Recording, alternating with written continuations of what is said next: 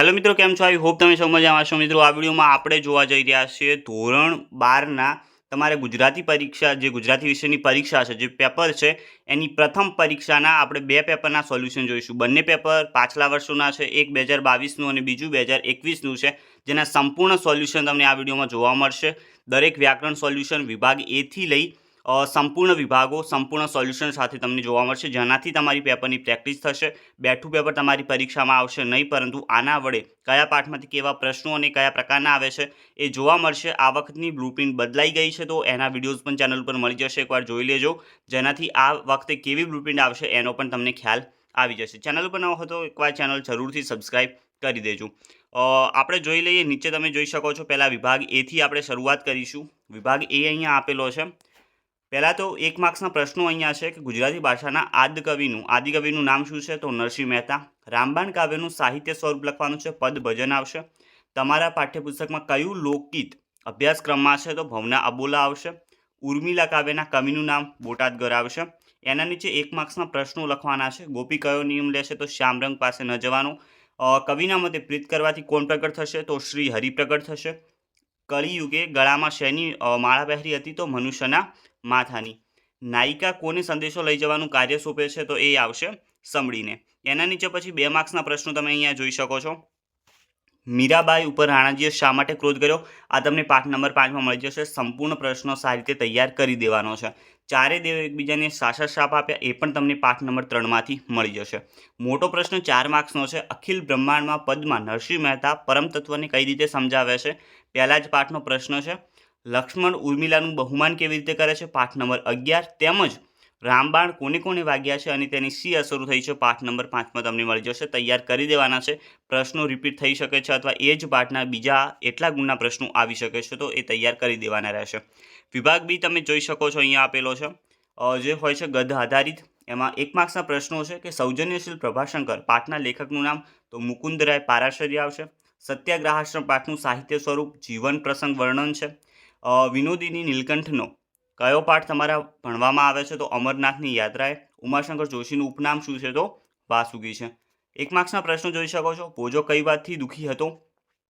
તો એમના બાળકોને પહેરવા માટે લુગડું પણ મળતું નહોતું, એ વાતથી ભોજો દુઃખી હતો. બીજો પ્રશ્ન છે, મિલન અને વિયોગનું સાક્ષી કોણ બન્યું છે? તો અગ્નિ આવશે. શું આવશે? અગ્નિ આવશે. આ એમને લખેલું છે, અહીંયા જોઈ લેજો, અગ્નિ આવશે. અમરનાથ યાત્રા માટે પસંદ કરેલા ઘોડાના નામ? તો એક હતું બુલબુલ, બીજો હતો રાજા અને ત્રીજો હતો નિષાદ. વ્યાસના મતે અધર્મ કોને કહેવાય? કે ક્ષત્રિય રાજા શૈયામાં મરે તો એ છે અધર્મ. એની નીચે 2 માર્ક્સના પ્રશ્નો તમે જોઈ શકો છો. ભોજાએ રાત્રિએ શો નિર્ણય કર્યો અને એનું શું પરિણામ આવ્યું? આ તમને પાઠ નંબર 2માં મળી જશે.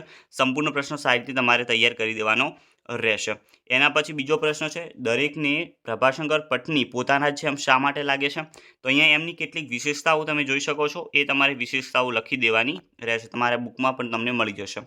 4 માર્ક્સનો પ્રશ્ન, મહાત્માના માણસ શીર્ષકની યથાર્થતા, પાઠ નંબર 14. યુધિષ્ઠિર યુદ્ધ વિશાળ નાટકના અંતની ચર્ચા કરવાની છે, પાઠ નંબર 10. અને ઉછીનું માગનારા નિબંધ તમારે જે છે એના શીર્ષકની યથાર્થતા ચર્ચવાની છે, પાઠ નંબર 6માં તમને મળી જશે.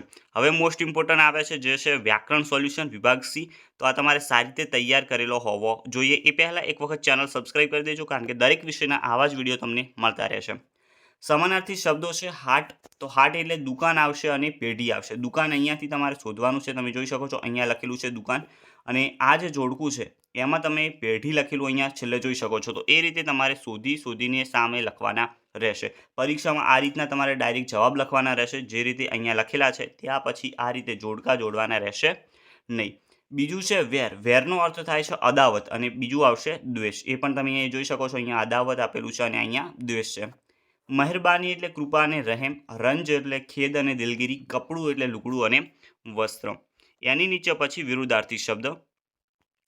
નાનું બાળક દુઃખ પામ્યું, તો નાનું બાળક દુઃખની જગ્યાએ સુખ લખવાનું છે, અને પાછળ વાક્યનો અર્થ ન બદલાવો જોઈએ, એટલે ન પામ્યું ન લખી અને પછી પામ્યું લખવાનું રહેશે. નાનું બાળક સુખ ન પામ્યું. ઓકે. મેનાબહેન ઉત્સાહમાં આવી ગયા, તો મેનાબહેન નિરુત્સાહ ન થયા. હું શાંતિનો દાવ ખેલવા બેઠો છું, તો હું અશાંતિનો દાવ ખેલવા બેઠો નથી. આ તો ગૌણ ભાષા છે, તો ગૌણનું વિરુદ્ધાર્થી થાય છે મુખ્ય. આ તો મુખ્ય ભાષા નથી. વાક્યનો અર્થ બદલાવો ન જોઈએ. એનું શરીર કાબૂમાં ન રહેતું, તો એનું શરીર કાબૂમાં રહેતું. એનું શહેર કાબૂમાં ન રહેતું તો અહીંયા કાબૂનું આવશે બેકાબૂ, તો બેકાબૂ રહેતું, જેનો અર્થ છે કાબૂમાં ન રહેતું. અર્થ બદલાવો જોઈએ નહીં. ઓકે, તો બેકાબૂ એનો વિરુદ્ધાર્થી આવશે. શબ્દ સમૂહ તમે જોઈ શકો છો. બીજાને આધારે જીવનારું પરોપજીવી કહેવાય છે. પહાડો, જંગલો વગેરેમાં ઉનાળામાં લાગતી આગ દાવાનળ આવશે. ચાંદીનો બનાવેલો ઘંટ આવશે, રૌપ્ય ઘંટ આવશે. નાણાંની આપલે માટેની જે ચિઠ્ઠી હોય છે એને કહે છે હુંડી.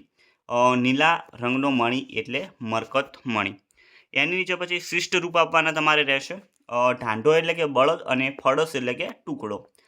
સાચી જોડણી તમે જોઈ શકો છો. અહિંસા આ રીતના લખાશે. પરિસ્થિતિમાં તમે જોઈ શકો છો અને વિશ્વાસ કઈ રીતના લખાય એ તમે અહીંયા જોઈ શકો છો. એની નીચે સૂચના પ્રમાણે કરવાનું છે. હું અસભ્ય માણસમાંથી સેવક બન્યો, તો વિશેષણ શું છે? અસભ્ય. ચંદનવાડી આગળ શેષ નદી ખાલી જગ્યા વળાંક લે છે, તો ખાલી જગ્યામાં વિશેષણ આવશે ઘાટીલો. આ તમારે પાઠના આધારે આવતી હોય છે ખાલી જગ્યા. નાના ભાઈઓને ધ્યાનમાં લો છો ખરા, નિપાત આવશે ખરા. પૂજા જેવો ભડ માણસ ખાલી જગ્યા ભડકી ઉઠ્યો, તો નિપાતમાં આવશે પણ. પૂજા જેવો ભડ માણસ પણ ભડકી ઉઠ્યો. સંબોધી સ્નેહના શબ્દો વડે ધીમે વિવેકથી, કૃદંત આમાં આવશે ધીમે. ઉછીનું માગનારા ઉછીનું આપતા નથી, તો આમાં કૃદંત આવશે માગનારા, અને માગનારા જે છે એ ભવિષ્ય કૃદંત છે. કૃદંત માટેનો વિડીયો આપણે પાછલા વર્ષે મૂકેલો છે ચેનલ ઉપર, એક વખત જરૂરથી જોઈ લેજો. ભોજાએ આ જોખમ ખાલી જગ્યા માંડી વાળ્યું, તો વહેરવાનું માંડી વાળ્યું જે એક કૃદંત છે, જે પાઠ આધારે તમારે લખવાનું હોય છે.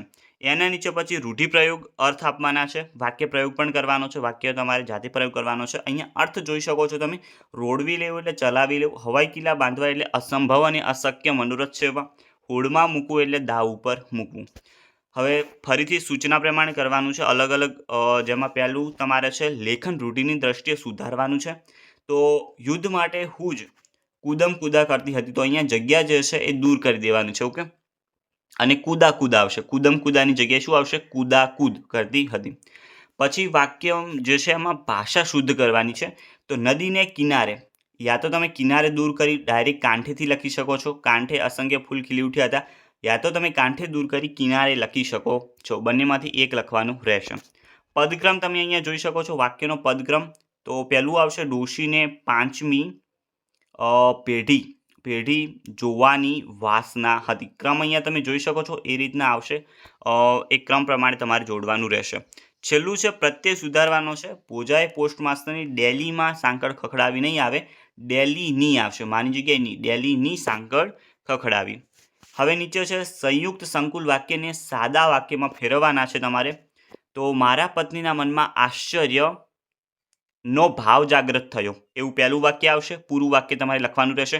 બીજું વાક્ય આવશે મારી પત્નીના મનમાં ગુસ્સાનો ભાવ પ્રગટ થયો. એક વખત આશ્ચર્ય સાથે તમારે વાક્ય લખવાનું, બીજો વખત તમારે ગુસ્સા સાથે વાક્ય લખવાનું રહેશે. વાક્ય પૂરું લખવાનું છે, અધૂરું લખવાનું નથી. સૌને થયું પહેલું વાક્ય આવશે. બીજું આવશે આને પણ બોલતા આવડે છે, અને સંયોજક તમારું જે છે એ કે છે. કોઈ બોલ્યું નહીં પહેલું વાક્ય આવશે. બીજું વાક્ય આવશે એને ફરી કમાન્ડ ખખડાવ્યું, અને એટલે જે છે એ સંયોજક આવશે જે દૂર કરવાનું છે. નીચે તમે જોઈ શકો છો સાદા સંયુક્ત વાક્ય જે છે એને હવે સાદા વાક્યને સંયુક્ત સંકુલ વાક્યમાં ફેરવવાનું છે. મારું માનો તો કૌરવો મર્યાનો શોખ છોડી દો. મેનાના હાથમાંથી સંચો નીચે પડ્યો અને સંચો ટુકડે ટુકડા થઈ ગયો. હું કાશી આવ્યો ત્યારે ત્યાં બાપુના એક ભાષણની ગરમાગરમ ચર્ચા ચાલતી હતી.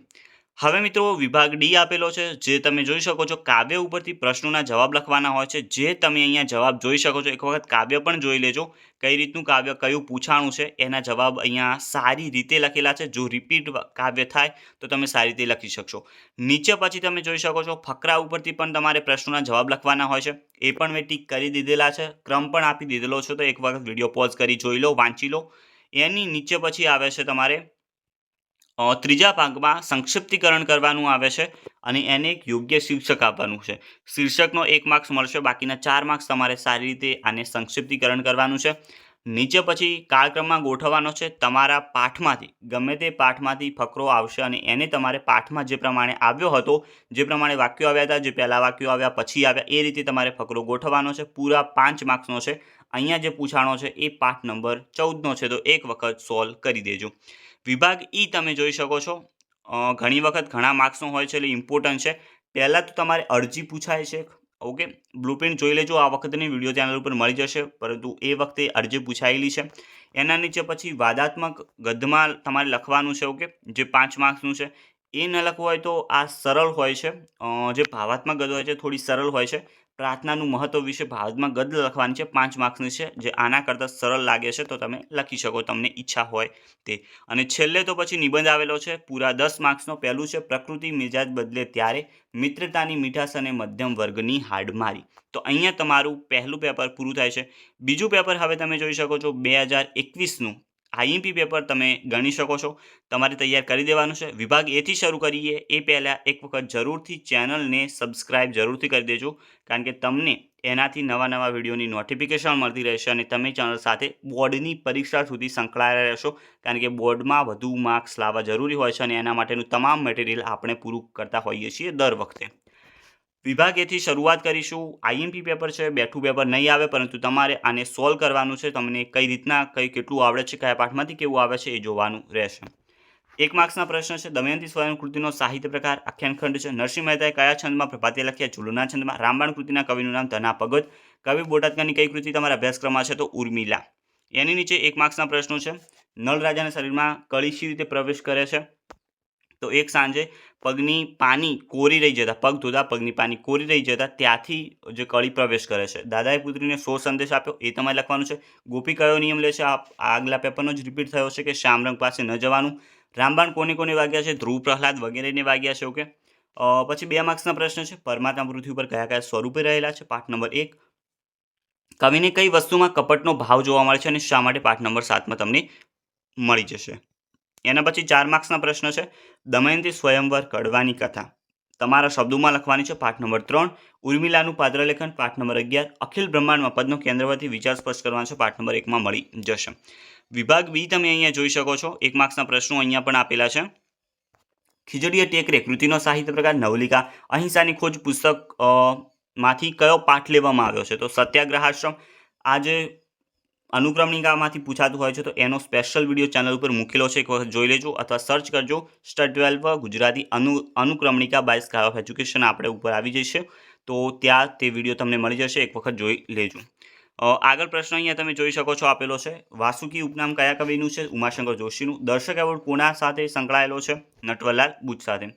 1 માર્ક્સના પ્રશ્નો. અમરનાથ યાત્રા માટે પસંદ કરેલા કુડા નામ ઉપરના પેપરના જ રિપીટ થયા? બુલબુલ, રાજા અને નિશા. પ્રભાશંકર ગોલમેજી પરિષદ વિશે શું સમજતા હતા? પાઠ નંબર 12માં મળી જશે. વ્યાસના મતે અધર્મ કયો છે? આ પણ ઉપરના પેપરમાંથી રિપીટ થયો છે કે ક્ષત્રિય રાજા જે સૈયામાં મરે તો એ અધર્મ છે. જગતમાં કયો દ્વંદ અનુભવાય છે? શોષક શોષિતનો દ્વંદ અનુભવાય છે. 2 માર્ક્સના પ્રશ્નો જોઈ શકો છો. અંગ્રેજ અમલદારોની તેમના ઉપરીઓને શી સલાહ આપતા? પાઠ નંબર 12. લેખિકાને હરગન મેદાનમાંથી વહી જતી શેષ નદી કેવી લાગતી હતી? પાઠ નંબર 8માં મળી જશે.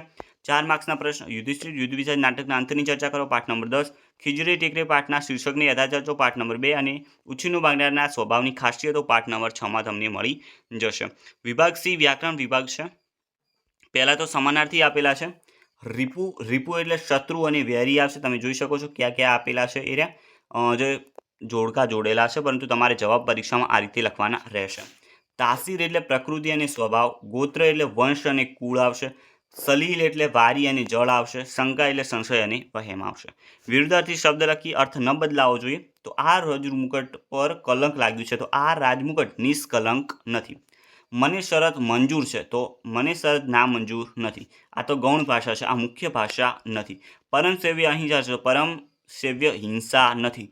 એનું શરીર કાબૂમાં ન રહેતું, તો એનું શરીર બેકાબૂ રહેતું. ઉપરના પેપરમાંથી ઘણું બધું રિપીટ આમાં થયેલું જોવા મળે છે 2021માં.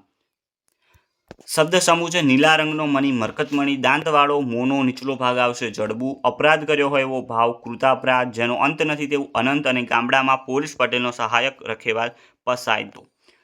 ઢાંઢો એટલે બળદ અને મહાત્મા એટલે મહાત્મા. જોડણી તમે જોઈ શકો છો. અદ્ભુત કંઈક આ રીતના લખાશે. નિશ્વાસો આ રીતે લખાશે અને આશીર્વાદ તમે લખેલા જોઈ શકો છો. એના નીચે કૌંસમાં જે પ્રમાણે માહિતી છે એ પ્રમાણે કરવાનું છે. તે વખતે મારી પાસે બહુ થોડો સામાન હતો, તો વિશેષણ આવશે બહુ થોડો. ખાલી જગ્યા વરસ વગડામાં આથડ્યા, તો વિશેષણામાં લખવાનું રહેશે તમારે. નાના ભાઈઓને ધ્યાનમાં લો છો ખરા, તો નિપાત આવશે ખરા. રાજા ખાલી જગ્યા સત્તા દંડદાતા નથી, પ્રજાનો બાપ પણ છે, તો આમાં નિપાત છે ખાલી.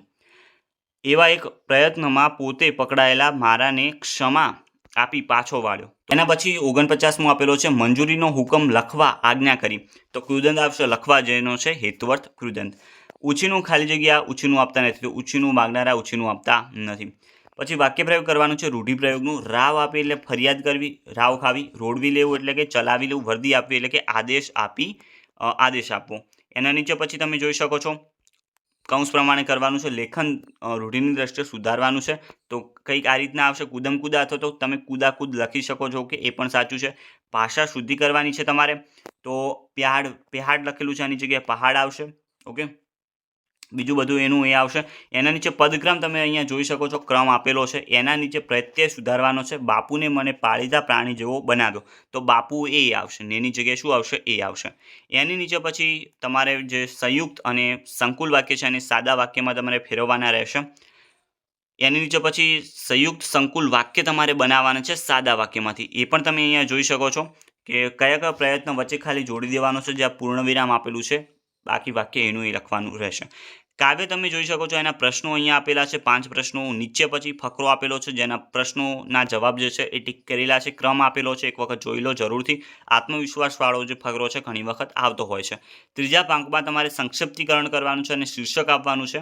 એના નીચે પછી તમારે જે ફકરો આવે છે પાઠના વિચારક્રમ મુજબ ગોઠવવાનો હોય છે. અહીંયા જે પૂછાણો છે એ પાઠ નંબર 6નો છે. વિભાગ ઈ, જેમાં પણ અરજી આપેલી છે. ઓકે, એના નીચે વાદાત્મક ગદ્ય છે. એના અથવામાં ભાવાત્મક ગદ્યમાં પૂછેલી છે ચારિત્ર વિશેની. અને સૌથી લાસ્ટમાં નિબંધ આવે છે પુસ્તકો મારા ભેરું, મોંઘવારીનો માર અને અપ્રત્યક્ષ શિક્ષણ યોગ્ય કે અપ્રત્યક્ષ શિક્ષણ યોગ્ય કે અયોગ્ય. એટલે કે ઓનલાઈન શિક્ષણની વાત છે, જે વડે તમે અત્યારે આ વિડીયો જોઈ રહ્યા છો. તો મિત્રો, આ હતા તમારા 2 ગુજરાતીના આઈએમપી પેપરોના સોલ્યુશન. આઈ હોપ તમને સોલ્યુશનમાં ખબર પડી હશે. કયા પાઠમાંથી કેવા પ્રશ્નો આવે છે એ પણ ખ્યાલ આવી ગયો હશે. બીજા પેપરના વિડીયોઝ ચેનલ પર મળી જશે, એક વખત જરૂરથી જોઈ લેજો. ઓકે, ચેનલ સબસ્ક્રાઈબ કરી દેજો. મળીશું નવા વિડીયોમાં. ત્યાં સુધી ગુડ બાય.